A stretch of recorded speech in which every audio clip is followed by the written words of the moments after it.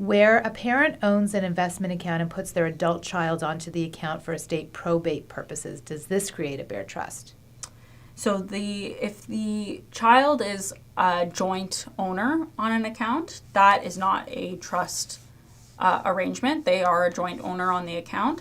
It's where the account is in trust for a person that it is considered a trust that triggers a reporting requirement. So that's something I actually want to mention. A joint account scenario is not something that triggers a reporting requirement. So even a solution moving forward for the common parent and trust account for minor child may be to create a joint account, even though that would give the child the ability to access the account, which may create its own issues, but that would not trigger a reporting requirement. Okay. A trust was wound up during 2023 with all trust property distributed to one primary beneficiary. The trust will file a 2023 return. Is it necessary to report info for all of the other beneficiaries at December 31st, 23, given that they did not and will not receive anything from the trust? So I think the answer to that one, again, and this is without really diving into it, but I think the answer to that one is that you would need to include the information for all of the beneficiaries. And the reason for that being is that even though the trust ended and was wound up at some point earlier in 2023, it's treated as it then was as existing until December 31st, 2023.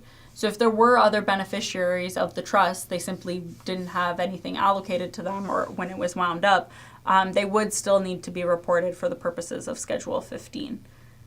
Okay. How does CRA expect every situation where people are put on title of a house for probate purposes to file a trust return?